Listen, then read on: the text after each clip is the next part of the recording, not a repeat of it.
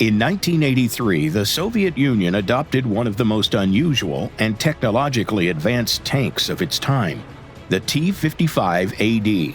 The decision was unexpected. A vehicle that had already become noticeably outdated was suddenly fitted with highly modern equipment, the DROSD Active Protection System. Special radars mounted on the turret continuously scanned the area in front of the tank, tracking incoming anti-tank missiles. Once a threat was detected, the system fired a defense charge, destroying the enemy projectile before impact.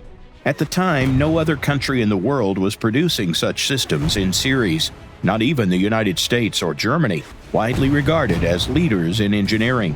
The USSR was the first to put what looked like 21st century technology into practice, and then simply put it on the shelf. The United States and the Soviet Union began working on active protection systems at the height of the Cold War. The idea of neutralizing a projectile before it struck the hull was highly attractive, but turning it into reality proved extremely difficult. Early Soviet prototypes with optical sensors often malfunctioned, mistaking dirt and clouds of dust for enemy missiles. A great deal of time went into creating a reliable radar system that used the Doppler effect to detect incoming munitions. The equipment was expensive, and any activation, even a false one, posed extreme danger to nearby infantry. Around the same period, Soviet designers successfully tested explosive reactive armor.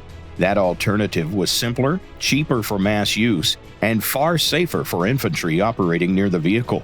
For a long time, active protection remained on the margins of tank development.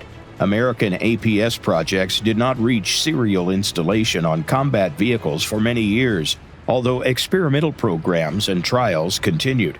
Soviet engineers, meanwhile, tested several prototype systems and eventually achieved stable operation with the DROSD system. Even so, the ground forces greeted the new system with little enthusiasm. Generals were put off by its high cost, limited protective arc, and numerous operational issues. But the DROSD proved very useful for Marine Corps units equipped with T-55 tanks. Increasing the survivability of their aging vehicles looked highly appealing. This created a paradoxical situation. Formally, the Army rejected the technology. In practice, several hundred upgraded tanks fitted with the DROSD entered service. Vehicles equipped with the system received the letter D in their designation.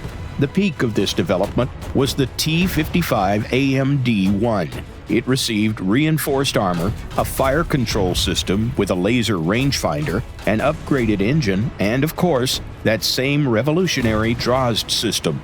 In addition to the T-55, Soviet military leadership planned to install the active protection system on the T-62 tanks as well. However, that modification never made it to the production line. The result was a remarkable situation. The DROSD remained the only serially produced Soviet-era APS.